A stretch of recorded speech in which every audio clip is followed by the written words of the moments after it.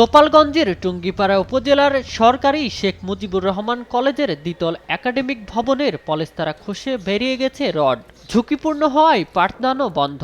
অথচ সেই ভবন ও পাশের প্রশাসনিক ভবনের সংস্কার সহ বেশ কয়েকটি মালামাল ক্রয়ে টেন্ডার আহ্বান করে শিক্ষা প্রকৌশল অধিদপ্তর, যেখানে ব্যয় ধরা হয় 24,85,150 টাকা।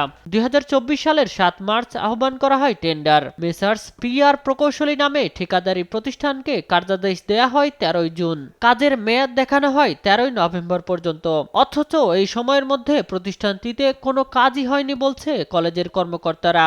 আর মুঠোফোনে চেষ্টা করেও পাওয়া যায়নি ঠিকাদারি প্রতিষ্ঠানের কাউকে।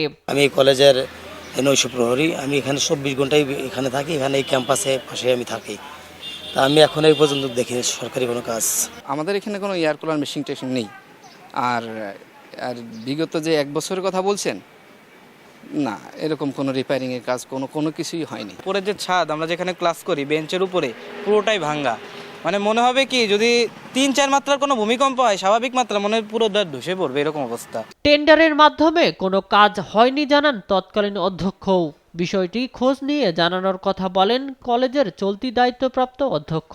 আর বিষয়টি ভিন্ন খাতে প্রবাহিত করে ক্যামেরায় কথা বলতে রাজি হননি নির্বাহী প্রকৌশলী। এটা কমিটির মাধ্যমে হয়েছে, ডিসি অফিস জড়িত, SSF জড়িত, পুলিশ জড়িত, সবাই জানে এই বিষয়গুলো। এটা আমি সাক্ষাৎ দিতে পারবো না, তাহলে আপনার কমিটির ইয়ের মাধ্যমে আসতে হবে। বিষয়টি তদন্ত করে ব্যবস্থা গ্রহণের অনুরোধ জানিয়েছেন শিক্ষানুরাগীরা।